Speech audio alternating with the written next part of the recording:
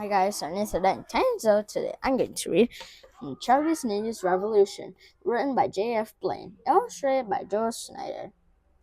Focus question: how did Charlie's actions support her goal to create something beautiful, and how did they hurt her goal?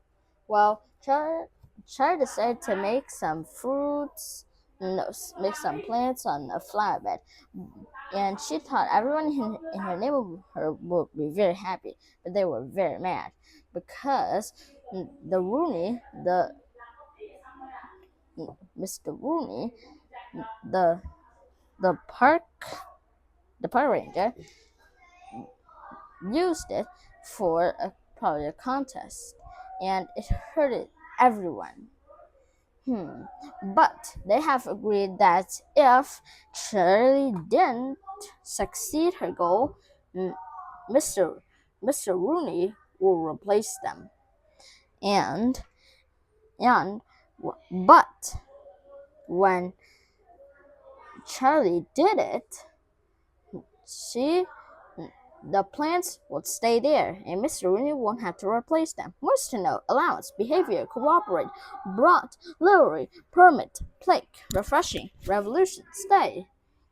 In part 1, 10-year-old Charlie made a New Year's resolution to turn over a new leaf, as her dad suggested, but he didn't mean for Charlie to take his advice literally. That old saying, an apple a day keeps the doctor away, really works. I know, because I made a point to eat an apple for breakfast every day when I was less mature or 9 years old.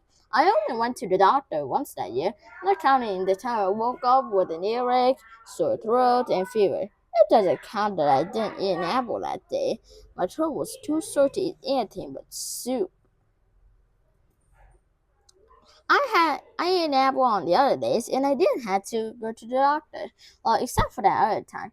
It was during a hot spell in the summer. I cooled off by eating watermelon. All that juice was refreshing. I wanted even more watermelon, but we ran out. Then I remember what Gary, that's when my great aunt Tess, said, Charlie, don't swallow watermelon seeds or watermelons will grow in your stomach. Perfect! I thought if a watermelon grew in my stomach, I had my own supply inside me to keep me cool. I wouldn't have to eat watermelon to cool off. So I ate a watermelon seed. Nothing happened. So I ate another watermelon seed, and another, and about 20 more. Finally, something happened. I didn't feel so good. Guy rushed me to the doctor. He made me drink this stuff that made me well. It won't be mature of me to tell you. Let's just say the watermelon seeds were no longer in my stomach. Well, I did that back when I was a lot younger, when I was 9. Now I am 10, and I am more mature, as Guy would say. And since the new year, I have tried to make some changes in my behavior. That calls it turning over new leaves. My Aunt Dee, who is my mother's sister and takes care of me sometimes, said I should think of ways to make the world a better place. Since I love my dad and my aunt, I figured I should do what both of them say. Plus, I wanted to do something for everyone else, which is one of my New Year's resolutions. A New Year's resolution is when you write down a list of things you want to do in the coming year to make yourself and the world better. One of my resolutions was to create something beautiful that puts a smile on people's faces.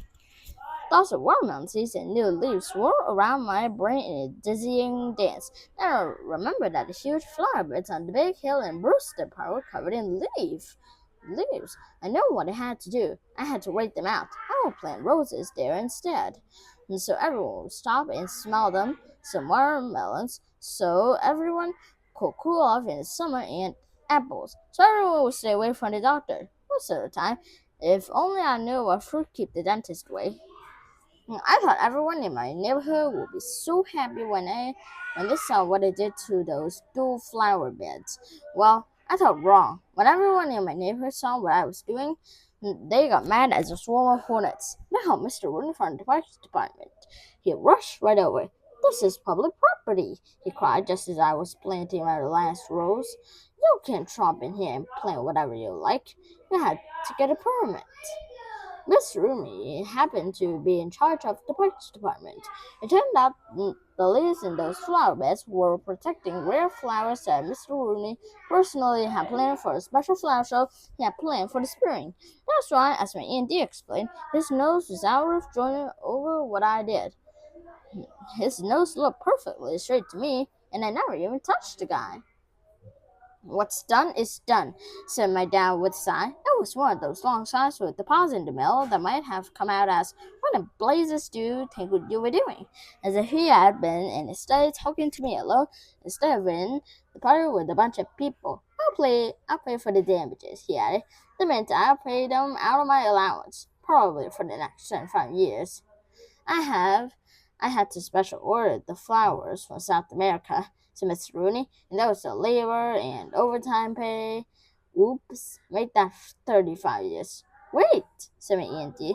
Let's give Charlie's garden a chance. If no one likes it, I promise to pay you for 2 special rare flower gardens and a new playground for the park. I'll even pay for a plaque. We can name the new playground Rooney Land.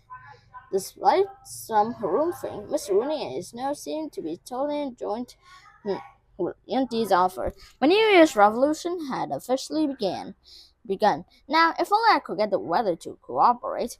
I made a tiny error in playing to my garden when it did. The hoedown was in the middle of a drought. It had not rained for 6 weeks, according to the local TV news. The reservoirs that hold our drinking water were dangerously low. Let everyone drink soda pop instead, I said, but nobody listened. Anyone watering his or her garden will get a fine. Now, you might think that something named fine is a good thing, but it is not. God told me a fine means you had to pay money for doing something against the rules. That sounds more like an unfine if you ask me.